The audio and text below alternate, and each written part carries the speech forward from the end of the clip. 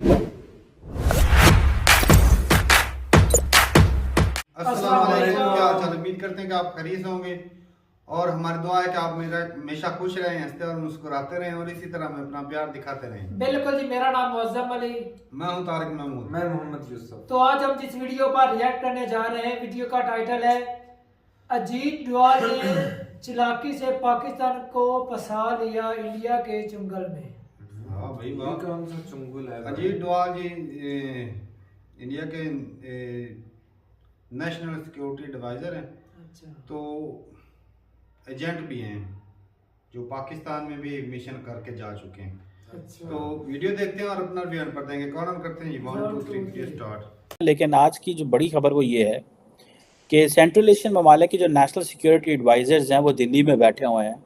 और इसके साथ जो न्यूज है, एनएसए जो है इंडिया के, अजीत डोभाल साहब, उनका कहना है कि जी अफगानिस्तान में जो टेररिस्ट नेटवर्क्स हैं वो मैटर ऑफ कंसर्न है। अब कोई भी बात होती है टेररिज्म से जुड़ी हुई या टेररिस्ट से जुड़ी हुई, तो वो घूम फिर के ना सिर्फ भारत बल्कि दुनिया के किसी भी कोने में हो रही हो, वो आके हमारे यहाँ लैंड करती है। वैसे कुछ तो हमारे करतूत भी ऐसे हैं। और क्यों हमने ये सारे हीरे जो हैं वो रखे हुए हैं? इसलिए कि अगर किसी वक्त इन हीरो को चाट लिया तो मौत हमारी ही होगी, किसी दूसरे की नहीं। तो अगर आप नरेंद्र मोदी जो इंडिया के प्राइम मिनिस्टर है, अगर उनका आर्टिकल आप पढ़ें जो आज छपा है कई अखबार में, तो terrorism was never an agenda of G20 इससे पहले। मतलब India is singularly focused on ये international terrorism and it wants the world to think of Pakistan as a terrorist country. तो इंडिया की जो diplomacy is like hyper diplomacy चल रही है and India has now capacity. Ajit Doval साहब उन्होंने अपने कार्ड्स बहुत अच्छे से खेले हैं। जो पाकिस्तान को 40 साल से गलतफहमी थी सर कि हम अफगानिस्तान को कंट्रोल करते हैं और हम जो चाहेंगे अफगानिस्तान में होगा, हमारा 5वां सूबा है, ये बहुत बड़ी गलतफहमी थी। अब क्योंकि पाकिस्तान फेल हो गया है तो रॉ की साजिश हो गई है। हेलो दोस्तों, स्वागत है आप सभी का APN चैनल पे। तो फ्रेंड्स, आइए देखते हैं पाकिस्तानी मीडिया की लेटेस्ट वीडियो। पाकिस्तान और पाकिस्तानी मीडिया की छटपटाहट बढ़ती जा रही है क्योंकि जिस तरह से भारत ने लगातार अपने नए लीडरशिप के दौर में दहशतगर्दी के खिलाफ जो जंग जारी रखी है और उसमें पाकिस्तान को दुनिया के सामने उजागर किया है, जिससे न सिर्फ पाकिस्तान दुनिया से अलग थलग हुआ है बल्कि पाकिस्तान के अंदर इन्वेस्टमेंट और फंडिंग जाने पे भी काफी कमी आई है, जिससे पाकिस्तान दहशतगर्दों की फंडिंग कम कर पा रहा है, जिसके कारण ये दहशतगर्द जो पाकिस्तान में बैठे हुए हैं वो अब दुनिया की जगह पाकिस्तान को ठोकने पीटने में लगे हुए हैं। और उन सब के ऊपर अजीत डोभाल हैं, उन्होंने दहशतगर्दी के ऊपर सेंट्रल एशिया की NSA की मीटिंग बुलाई दिल्ली के अंदर और उसमें साफ जाहिर किया कि अफगानिस्तान में जिसमें भारत के इन्वेस्टमेंट है और करेगा इन फ्यूचर, वहाँ पे पाकिस्तान जैसे देशों से दहशतगर्दी की हवा मिलती रही है और इनको कम करने की जरूरत है। तो दोस्तों, आइए देखते हैं पाकिस्तानी मीडिया की लेटेस्ट वीडियो को।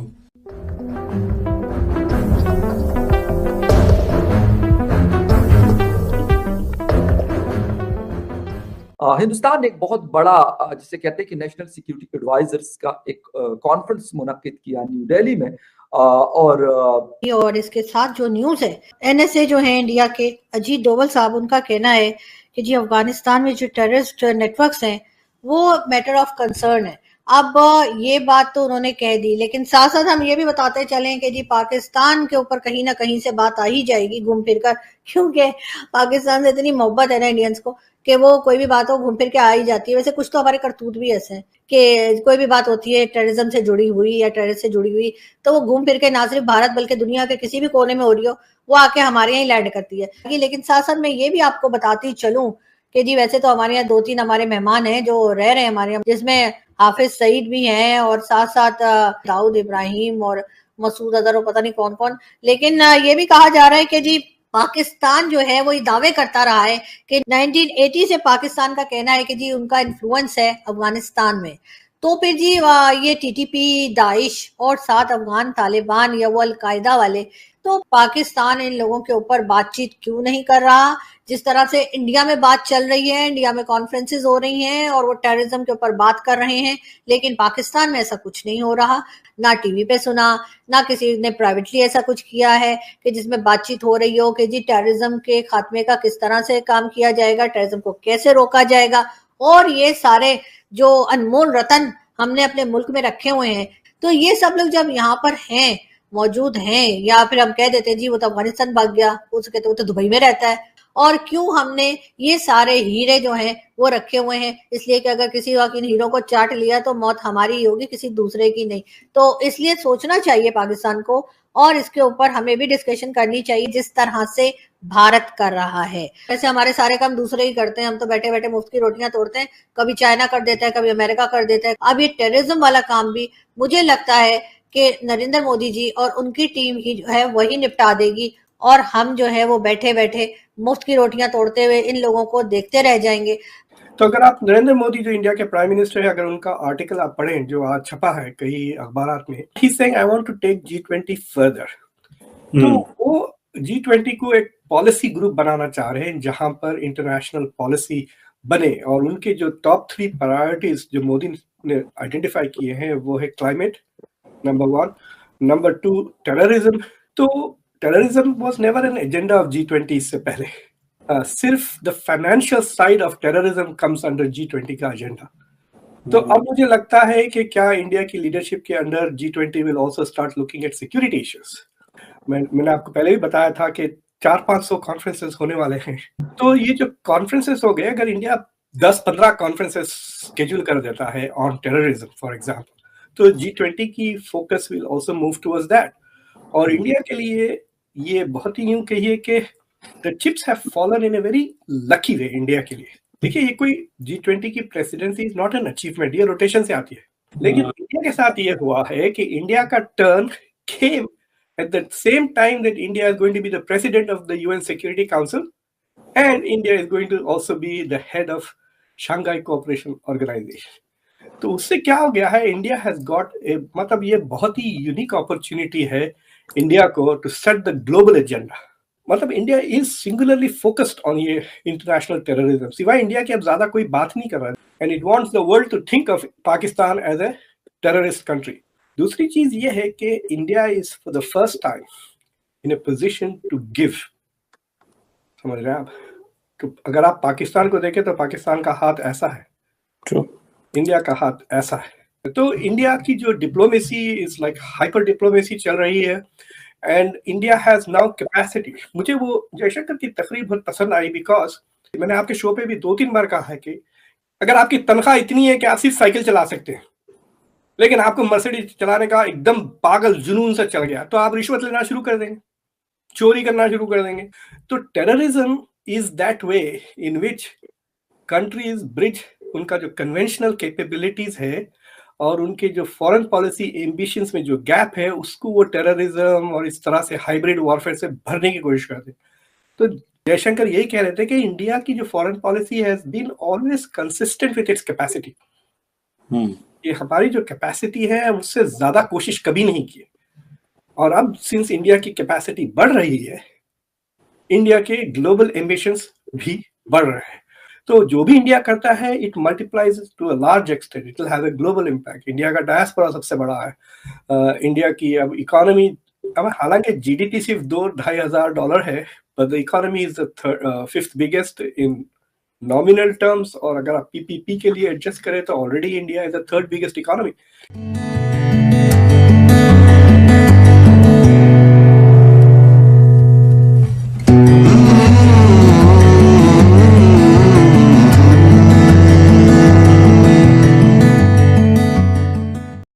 चलें जी, वीडियो खत्म हो गया। भाई साहब, ये जो मीटिंग बुलाई है आतंकवाद को खत्म करने के लिए, तो ये भाई साहब मैं कहता हूँ कि पाकिस्तान में तो इतनी हिम्मत नहीं कि आतंकवाद को खत्म कर सके। हाँ, अगर इंडिया करता है तो भाई अच्छी बात है, बिल्कुल। जो इंसानियत के दुश्मन है उनको खत्म होना भी चाहिए, और इसमें इंसानियत की भलाई है। भलाई है। लेकिन ये पाकिस्तान का नाम तो भाई आता ही है बार बार, पाकिस्तान तारा ये बंद रखे, क्योंकि मसला पाकिस्तान का है, फंस गया है मसला। हाँ बिल्कुल, खुद पाल के ना फंस गया है। हाँ। वो कहते हैं ना, अपने आस्तीन में सांप पालोगे तो भाई साहब वो आपको भी डस सकते हैं। ऐसी तो अब पाकिस्तान ने आस्तीन के सांप पाले, इनको खुद पैदा किया, हाँ। और आज खुद ही उनसे मुतासर हो रहे हैं। सही तो बात साफ ज़ाहिर है, इंडिया की नज़र जो जब पड़ती है, हाफिज सईद हो गया, दूसरा अजहर मसूद और दाऊद इब्राहिम, जिसने इंडिया में इतने लोगों को मारा था। तो इंडिया का तो दाऊद इब्राहिम ही बड़ा दुखता रहता है भाई, हाफिज सईद भी दुखता है, उसने भी काफी उधर किए धमाके धमूके। अब हाफिज सईद की जो है टीटीपी का ही है ना हाफिज सईद, तो वो स्कूल पे जो हमला हुआ था, जो बच्चों को मारा था, इसी की जमात थी। तो ऐसे लोगों को रख के बैठे, इनको सपोर्ट कर रहे हैं, तो भाई साहब हुकूमत को बंदा किस तरफ लेंगे? आपकी आर्मी को नहीं ठोक रहे हैं वो, ठोक रहे हैं भाई। हाँ जी, आपके जवानों को रोज शहीद नहीं कर रहे हैं भाई साहब। ये लेकिन पाकिस्तान इसका मुकम्मल खात्मा तो नहीं कर सकता। अगर ये जो G20 समिट हो रही है, अगर इसके अंदर जो मुद्दा उठ जाए तो कितने कंट्री हैं? 20 कंट्री है, वो मिलकर इसका खात्मा कर सकते हैं। ये कश्मीर का अगर मुद्दा इंडिया चाहे तो उस वक्त भी इंडिया कर सकता है। जितना हथ चढ़ गया था, वो line of control, actual control, जो कुछ भी वो लाइन लग गई, ये जी आपका कश्मीर है, ये जी इंडिया का कश्मीर, होगी क्लियर बात।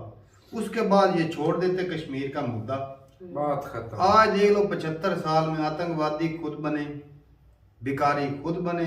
ऐसी बात है। ये गलत कश्मीर को लेने के लिए इन्होंने जो मुजाहिदीन बनाए थे, सारा कुछ भाई साहब कश्मीर की वजह से इन्होंने किया। देख लें आज पाकिस्तान ग्रे लिस्ट में, इंडिया अभी ग्रे लिस्ट से निकला है ना, इंडिया जो मुद्दे बार बार उठा रहा है ना, उसकी कोशिश यही है कि किसी तरह ग्रे लिस्ट में डालो, वापस फंडिंग हो रही है, फंडिंग बढ़ गई है, ये हो रहा है, वो हो रहा है। तो ये बात है, इंडिया भी अपनी वही जगह पर सही है, उसको गलत बिल्कुल नहीं बोलेंगे। जब जहाँ पर जिस कंट्री में उसकी तरक्की इतना अरसा रुकी और सिर्फ आतंकवाद की वजह से उसके लोग मरे सैकड़ों के अंदाज में, वो तो भाई अपनी कोशिश करेंगे, उनको हम बुरा कह ही नहीं सकते। सही बात है। तो गलती तो भाई हमारी भी है, हमारी हुकूमत को भी सोचना चाहिए कि चलो जो पहले पास्ट में हो गया अब आगे कंट्रोल कर लें, किसी तरीके कंट्रोल करें, इनको बोलें कि भाई साहब अब लड़ाई झगड़े छोड़ दो, आप ना इधर कोई काम धंधा करो। यार कंट्रोल नहीं कर सकते तो बैर वाली ताकतों के साथ मिलकर कर लें। यार कंट्रोल तो हो ही जाने जब, हाँ अगर नहीं भी हो फर्ज किया यार नहीं भी अफगानिस्तान में वो जो था वो अलजवारी, उसको जरूरत थी टपका दिया ना। जब अमेरिका को या जिनको टपकाने की जरूरत होती ना, अमेरिका को उसामा बिन लादेन को टपकाना था, टपकाया कि नहीं? पाकिस्तान में आके टपकाया तोड़। तो ये है कि जब उनको जरूरत पड़ती तो वो टपका लेते। तो इंडिया को भी, लेकिन अमेरिका को जिन जिन की जरूरत है उन्होंने टपका लिया, अब इंडिया को चाहिए उनको भी जिन जिन की जरूरत है वो भी तो फिर पाकिस्तान तामन करे तो वही है ना।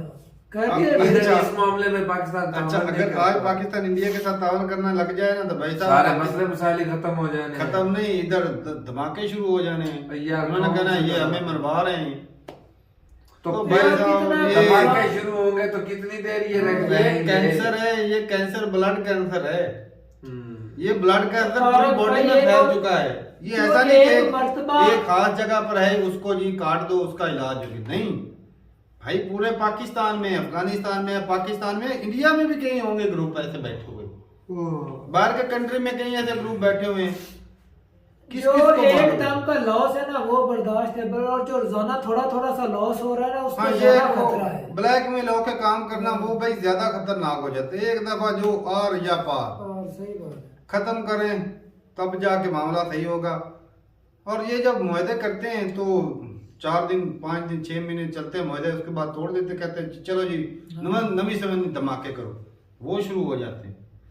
तो भाई साहब ये ना फाइनली इन कंट्रियों को साथ मिलकर काम करना पड़ेगा ताकि आतंकवाद जो है मेन मुद्दा है, इनको चलो 4 पैसे कुछ कंट्री मिलकर दें, कहेंगे भाई साहब आप कुछ अपना काम धंधा कर लो, ये धमाके छोड़ दो, लोगों को जानों लेना छोड़ दो, अपना काम करो, अल्लाह की इबादत करो, पैसे कमाओ, अपना भी पेट भरो, अपने बच्चों का भी भरो। बेचारे आम लोगों को क्यों मारते हो? तब शायद ये मसला नहीं थे। आम लोग भी चाह रहे हैं अमन हो, हर कोई इस खित्ते के अंदर, लेकर जो बैर वाली ताकतें वो नहीं चाह रही कि हाँ अमन हो जाए। ये भी बात सही है, मानने में और वो होने भी नहीं देगी, ये भी कन्फर्म बात है। ये भी बात सही, डॉलर पे चलते हैं ये भाई, चाहे वो इंडिया हो, चाहे वो चाइना हो, या जो कंट्री भी हो। आप बोल सकते हैं कि धर्म के नाम पे ये ड्रामेबाजी सिर्फ करते हैं, धर्म का नाम इस्तेमाल करते हैं, बाकी ये जो भाई डॉलर पे चलते हैं। अगर ये धर्म के लिए करते हैं तो भाई साहब पाकिस्तान में क्यों बम धमाके करते हैं? धर्म के लिए करना हो तो पूरी दुनिया के अंदर मुसलमान है और भी कंट्री है मुसलमान है, हो रहे मुल्क चलाने के लिए तो डॉलर है नहीं, अभी नहीं कहां से देंगे, तो इसी वजह से वो ठोक रहे हैं हमें भी। तो अगर उनको पैसे देते रहे, उनका मुंह बांधे, वो नहीं करेंगे ये हरकत। तो ठीक है भाई साहब, ये जी ये पूरी दुनिया का है मसला। इस मामले में मैं कहता हूँ पूरी दुनिया को इकट्ठा होना चाहिए कि आतंकवाद जब खत्म हो जाएगा तो भाई आम जो लोग हैं वो सुख का सांस ले सकेंगे, आसानी से जिंदगी गुजार सकेंगे। क्योंकि बंदा जिस भी कंट्री में सिक्योर ना हो, उसको पता ही ना हो, भत्ताखोरी इसमें बहुत ज्यादा थी। जो बड़े बिजनेसमैन होते हैं वो इनके हत्थे चढ़ जाते हैं, चढ़ते हैं भाई, चढ़ते वो हैं। उनको ब्लैकमेल करते हैं, हाँ। धमाके कर देंगे, वो कर देंगे, उड़ा देंगे। गवर्नमेंट को धमकियां जो दे सकता है वो उनके आम लिए आदमी क्या चीज है कुछ उनकी? भी नहीं, उनके सामने वो कुछ भी नहीं है भाई। तो हर बंदे की जिंदगी इन लोगों ने मुश्किल की हुई है। तो ठीक है भाई, मिलते नहीं वीडियो के साथ, तब तक के लिए इजाजत दे।